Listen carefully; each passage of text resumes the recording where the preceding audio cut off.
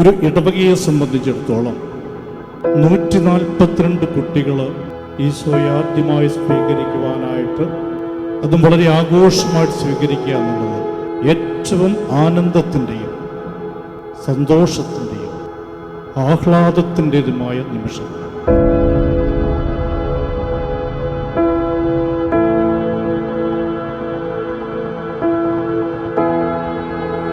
ഇത് ഇടവകയുടെ ആഘോഷമാണ്.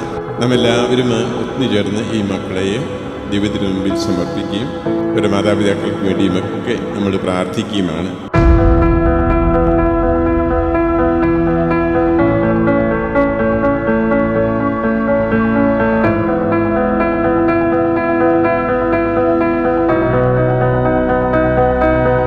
എൻ്റെ ശരീരം ഭക്ഷിക്കുകയും എൻ്റെ രക്തം പാനം ചെയ്യുകയും ചെയ്യുന്നവൻ എന്നിലും ഞാൻ അവനിലും വസിക്കുമെന്ന് ഈശോ ഉറപ്പിച്ച് തറപ്പിച്ച് പറയുകയാണ്. യാതൊരു സംശയവുമില്ലാതെ കർത്താവിനെ ഭക്ഷിച്ചാൽ നാം മരിക്കില്ല എന്ന്.